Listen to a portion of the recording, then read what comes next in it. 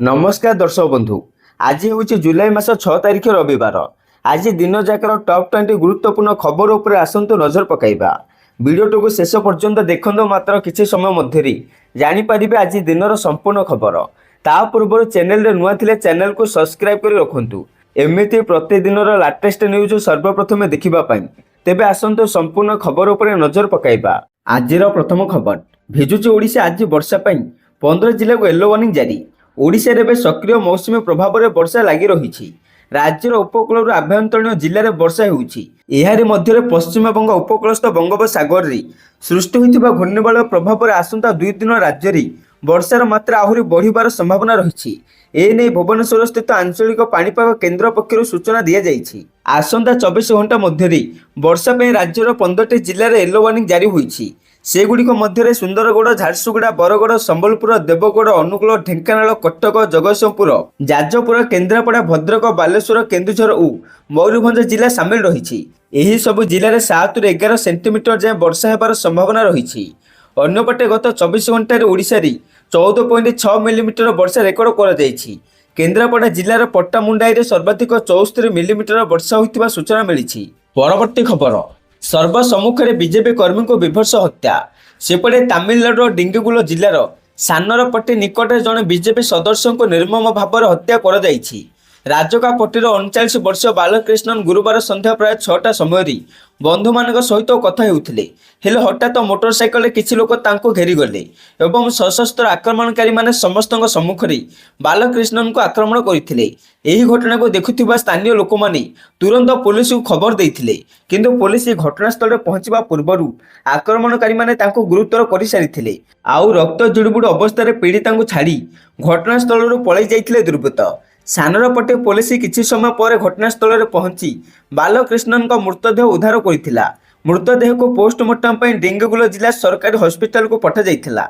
सेपटे प्राथमिक तदंतर जना पड़ी जे हत्याकांड आर्थिक विवाद जो होइछि बोली संदेह करा जाउछि। परवर्ती खबर जापान रे शक्तिशाली भूमिकंप झटका। रिक्टर स्केल तीव्रता 5.4। जापान रे पुणी थरे भूमिकंपर एक शक्तिशाली झटका अनुभूत होइछि। आज टाट सुगरे ही भूमिकंप होइथिला। भूमिकंपर तीव्रता रिक्टर स्केल 5.4 मपा कर जाइछि। भୟରେ ଲୋକମାନେ ଘରୁ ବାହାରି ଆସିଥିବାର ଦେଖିବାକୁ ମିଳିଛି।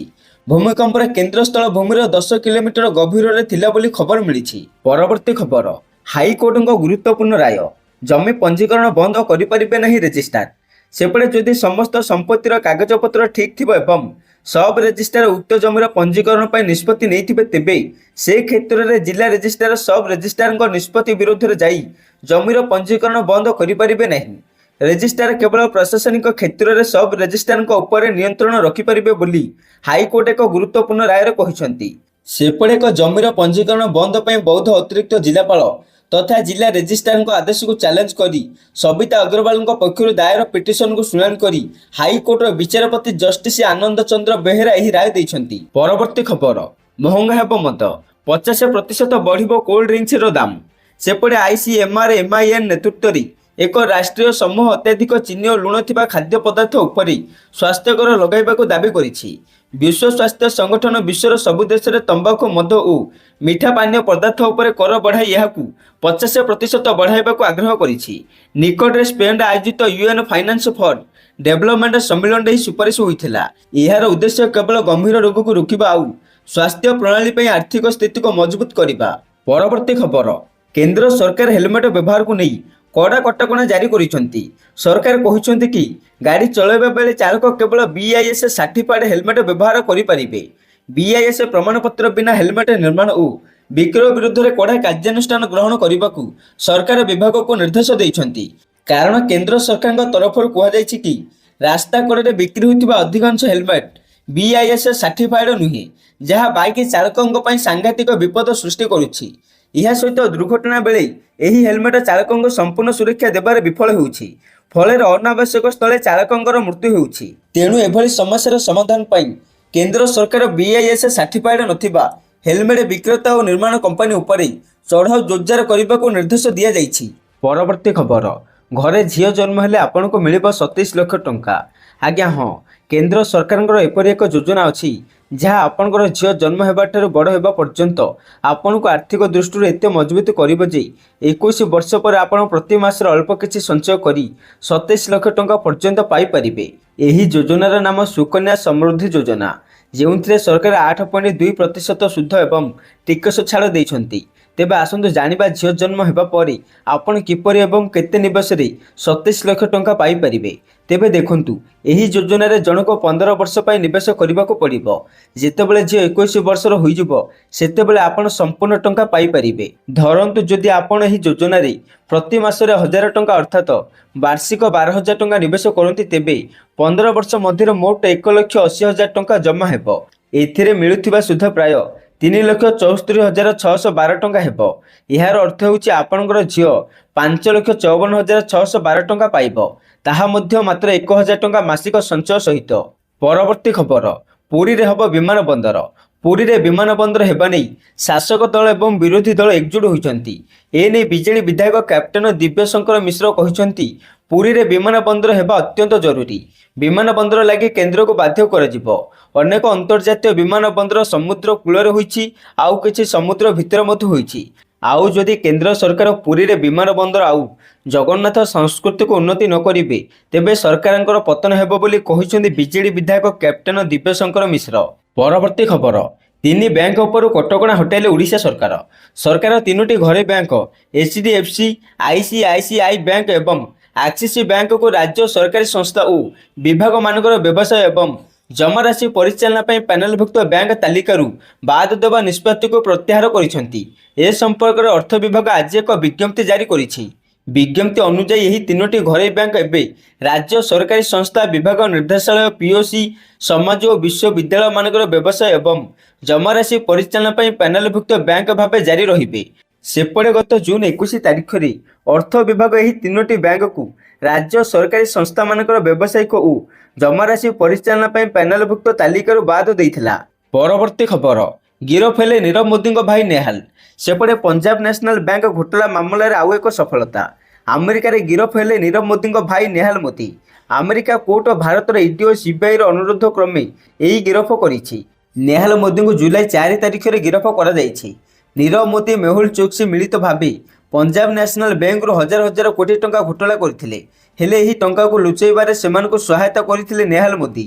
ପରବର୍ତ୍ତୀ ଖବର, ହସ୍ପିଟାଲରୁ ଡିସଚାର୍ଜ ହେଲେ ନବୀନ। ସେପଟେ ସର୍ଭାଇକାଲ ଆର୍ଥ୍ରାଇଟିସ୍ ସର୍ଜରୀ ପରେ ସମ୍ପୂର୍ଣ୍ଣ ସୁସ୍ଥ ହୋଇ ହସ୍ପିଟାଲରୁ ଡିସଚାର୍ଜ ହେଲେ ନବୀନ ପଟ୍ଟନାୟକ। ସୁସ୍ଥ ହେବା ସହିତ ସ୍ୱାଭାବିକ ଚଲାବୁଲା କରୁଥିବାରୁ ସ୍ୱାସ୍ଥ୍ୟ ପରୀକ୍ଷା ପରେ ଡିସଚାର୍ଜ କରାଯାଇଛି। ଜୁନ 22ରେ ମୁମ୍ବାଇ କୋକିଲାବେନ ଧୀରୁଭାଇ ଅମ୍ବାନୀ ହସ୍ପିଟାଲରେ ତାଙ୍କର ଅସ୍ତ୍ରୋପଚାର ହୋଇଥିଲା। ପରବର୍ତ୍ତୀ ଖବର, ଖୁବ୍ ଶୀଘ୍ର ଜମାକାରୀଙ୍କୁ ମିଳିବ ଚିଟଫଣ୍ଡ ଟଙ୍କା। ସମସ୍ତ ଚିଟଫଣ୍ଡ କ୍ଷତିଗ୍ରସ୍ତଙ୍କୁ ଟଙ୍କା ଦିଆଯିବ କହିଲେ ବିଜେପି ରାଜ୍ୟ ସଭାପତି ମନମୋହନ ସାମଲ। କ୍ଷୁଦ୍ର ଜମାକାରୀ ହୁଅନ୍ତୁ ଅବା ବଡ଼ ଜମାକାରୀ, 10,000 ଟଙ୍କା ହେଉ କି 10 ଲକ୍ଷ ଟଙ୍କା, ସମସ୍ତଙ୍କୁ ଟଙ୍କା ମିଳିବ। ପର୍ଯ୍ୟାୟକ୍ରମେ ଜମାକାରୀଙ୍କୁ ଟଙ୍କା ଫେରସ୍ତ ହେବ ବୋଲି କହିଲେ ବିଜେପି ରାଜ୍ୟ ସଭାପତି। ସେ ଆହୁରି କହିଛନ୍ତି, 5 ଲକ୍ଷ ପାଖାପାଖି ଜମାକାରୀଙ୍କ ତାଲିକା ହୋଇଛି। ଏବେ ବି ପ୍ରମାଣ ଦେଲେ ତଦାରଖ କରି ଟଙ୍କା ଦିଆଯିବ। ଯାହା ସଂକଳ୍ପ ନିଆଯାଇଛି ତାହା ପୂରଣ କରାଯିବ ବୋଲି ବିଜେପି ରାଜ୍ୟ ସଭାପତି ମନମୋହନ ସାମଲ କହିଛନ୍ତି। ପରବର୍ତ୍ତୀ ଖବର, ଅମରନାଥ ଯାଉଥିବା ତୀର୍ଥଯାତ୍ରୀଙ୍କ 5ଟି ବସ୍ ଧକ୍କା, 36 ଆହତ। ଜୁଲାଇ 3ରୁ ଆରମ୍ଭ ହୋଇଯାଇଛି ଅମରନାଥ ଯାତ୍ରା। ହଜାର ହଜାର ଲୋକ ବାବାଙ୍କ ଦର୍ଶନ କରିବାକୁ ଯାଉଛନ୍ତି। ଆଉ ଏହାରି ମଧ୍ୟରେ ଶନିବାର ଜାମ୍ମୁ ଓ କାଶ୍ମୀରର ରାମବାନ ଜିଲ୍ଲାରେ ଏକ ବଡ଼ ଦୁର୍ଘଟଣା ଘଟିଛି। ଅମରନାଥ ଅଭିମୁଖେ ଯାଉଥିବା ତୀର୍ଥଯାତ୍ରୀଙ୍କ 5ଟି ବସ୍ ଚନ୍ଦ୍ରକୋଟ ଲଙ୍ଗରସ୍ଥଳ ନିକଟରେ ଧକ୍କା ହୋଇଛି। ଫଳରେ 36 ଜଣ ତୀର୍ଥଯାତ୍ରୀ ଆହତ ହୋଇଛନ୍ତି। ଅଧିକାରୀଙ୍କ ସୂଚନା ମୁତାବକ ଏହି ଦୁର୍ଘଟଣା ପଛର କାରଣ ଗୋଟିଏ ବସ୍ ବ୍ରେକ୍ ଫେଲ୍ ହେବା, ଯାହା ଫଳରେ ବସ୍ଟି ନିୟନ୍ତ୍ରଣ ହରାଇ ଅନ୍ୟ ବସ୍ ସହିତ ଧକ୍କା ହୋଇଥିଲା। ପରବର୍ତ୍ତୀ ଖବର, ବ୍ୟାଙ୍କ ଖାତାଧାରୀଙ୍କ ପାଇଁ ଖୁସି ଖବର। କାରଣ ଦେଶର ଅନେକ ପ୍ରମୁଖ ବ୍ୟାଙ୍କ ତାର ଖାତାଧାରୀଙ୍କୁ ଆଶ୍ୱସ୍ତି ଦେଇ ନିଜର ମିନିମମ୍ ବାଲାନ୍ସ ପ୍ରକ୍ରିୟାକୁ ବାଧ୍ୟତାମୂଳକରୁ ହଟାଇ ଦେବାର ଘୋଷଣା କରିଛି। ଏପରି ହେଲେ ସେହି ଗ୍ରାହକମାନଙ୍କୁ ଫାଇଦା ହେବ ଯେଉଁମାନେ ମିନିମମ୍ ବାଲାନ୍ସ ରଖିବାରେ ଅସମର୍ଥ ଥିଲେ ଏବଂ ତାଙ୍କ ଉପରେ ଚାର୍ଜ ଲାଗୁଥିଲା। ତେବେ ଆସନ୍ତୁ ଜାଣିବା ସେହି 4ଟି ବ୍ୟାଙ୍କ ସମ୍ପର୍କରେ। ପ୍ରଥମ ହେଉଛି ଇଣ୍ଡିଆନ ବ୍ୟାଙ୍କ। ଇଣ୍ଡିଆନ ବ୍ୟାଙ୍କ ନିକଟରେ ଘୋଷଣା କରିଛି ଯେ 7 ଜୁଲାଇ 2025 ଠାରୁ ତାର ସମସ୍ତ ଆକାଉଣ୍ଟରୁ ମିନିମମ୍ ବାଲାନ୍ସର ସର୍ତ୍ତକୁ ପୁରାପୁରି ଭାବେ ହଟାଇ ଦେବ। ଦ୍ୱିତୀୟରେ ରହିଛି ଭାରତୀୟ state bank of India. Bank ପୂର୍ବରୁ ହିଁ 2020 ମସିହାରେ ନିଜର ସମସ୍ତ ସେଭିଂ ଆକାଉଣ୍ଟରୁ ମିନିମମ୍ ବାଲାନ୍ସର ଆବଶ୍ୟକତା ହଟାଇ ଦେଇଥିଲା। ତୃତୀୟରେ କାନାରା ବ୍ୟାଙ୍କ। 2025 ନିଜର ସମସ୍ତ ପ୍ରକାରର ସେଭିଂ ଆକାଉଣ୍ଟରେ ଆଭରେଜ ମନ୍ଥଲି ବାଲାନ୍ସର ସର୍ତ୍ତକୁ ହଟାଇବାକୁ ଘୋଷଣା କରିଛି। ସେହିପରି ଚତୁର୍ଥ ପିଏନବି ବା ପଞ୍ଜାବ ନ୍ୟାସନାଲ ବ୍ୟାଙ୍କ ମଧ୍ୟ ତାର ସମସ୍ତ ସେଭିଂ ଆକାଉଣ୍ଟରୁ ଆଭରେଜ ମନ୍ଥଲି ବାଲାନ୍ସର ସର୍ତ୍ତକୁ ହଟାଇ ଦେବାର ନିଷ୍ପତ୍ତି ନେଇଛି।